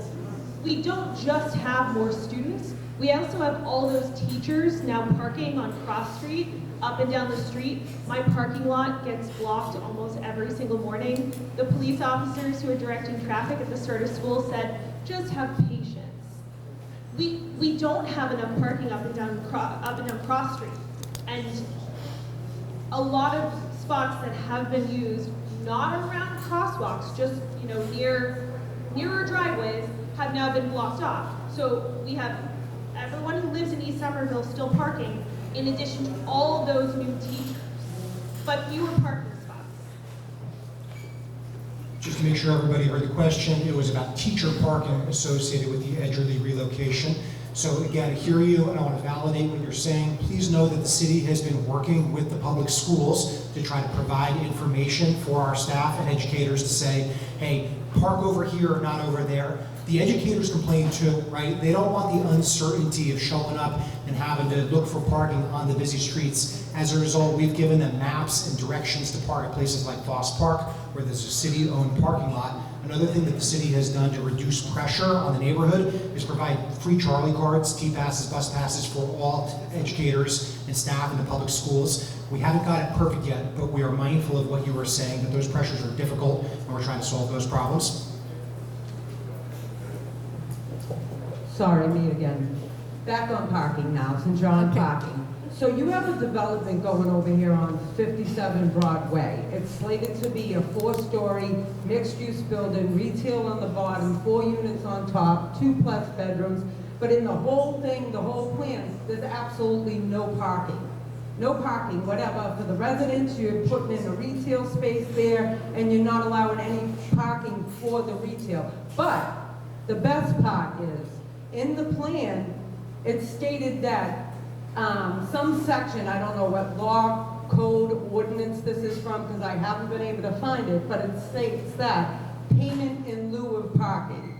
So are these developers just paying the city and not having any parking, and we're just getting screwed out of parking in the city because you guys are just letting the developers pay? And how much are they paying, and who does that get paid to?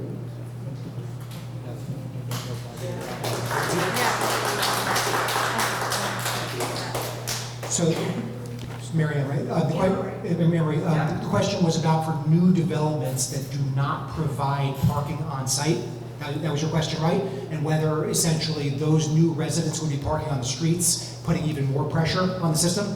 Is that your question? That's part of it, yeah. Okay, cool. So good news on one of those points. The city has a rule that people actually are ineligible to get city-issued on-street permits for those types of new apartment buildings if they're close to transit. And this is one of the ways that we reduce that pressure. We want those folks riding the bus, we want them riding the train, so we actually don't issue new on-street parking passes in projects like the one you described. So you're gonna add that into is the developer adding that into their lease that they're not allowed to own a vehicle in order to live in that development? Because if they're gonna own a vehicle, that doesn't take it off the street, it doesn't matter. They'll find a lot somewhere else, a 2-hour parking zone, which you can still knows anyway. But they're gonna find somewhere else, so unless the developer or whoever's the realtor is is putting that in the lease, and you can't guarantee anything at all. So we actually have mechanisms like that as well, where the developers and the landlords are prohibited from kind of like hiding the costs of parking. So yeah, you're absolutely right. I'd love to talk to you afterwards. You're one step ahead. We do have those rules. Second part of the question is, what are they paying? What's the amount they're paying, and who is that getting paid to? Because you have it as parking, payment in lieu of parking. So where does that come from? What's the payment and where does it go? That's a question I don't know the answer to off the top of my head, but I'll be happy to look at it and just follow up with you. Does the landowner know the answer? I'm just curious. Does she know the answer? We'll look into 57 Broadway and try to understand what those permitting conditions are that you're describing. I don't want to misspeak right now. We are at the 8:30 mark, so we can take a final question.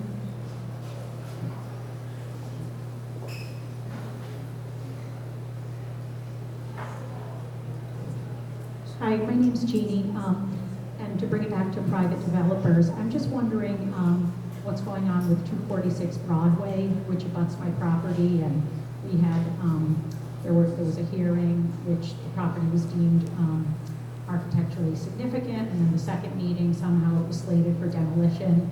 One of the owners had come to our door to ask if we wanted to, get involved in it, and mentioned some kind of a 9-unit building, and of course, we're worried about rats and parking and all those things that come with more developing. So, Jeannie, thank you for the question. Our Director of Planning will talk about the project. At the moment, I don't have a whole lot of information to share. The 246 Broadway, they have applied to have a pre-submittal meeting, which is the very first step in the process. Because it's an MR5 district, it can be up to 5 stories. And in the initial application information we have, they're proposing 10 units. Because it's mixed use, I would assume that means there's a little bit of commercial on the ground floor, but we don't have any graphics or any more details than that. The good news is the very next step they have to go through will be a neighborhood meeting. So that's when they have to start showing some information, and it sounds like we're all going to learn at the same time. will all neighbors be informed if anything? Yes, and they'll have to go through Councilor McLaughlin to schedule that, so he'll make sure. Just so you know, I talked to you a couple of days ago, answered that. She wrote the answer down for me like an hour ago. So yeah, they're required by law to notify within 300 feet of a property. So anybody who lives in that area is required to vote on it. Let you know. Thank you. With that, we are going to close because we are at 8:30. Again, if you have any additional questions or feedback, we do have the cm@somervillema.gov email address. Please send us anything there. Staff will be hanging out for the time being if you'd like to have one-on-one conversations. Thank you.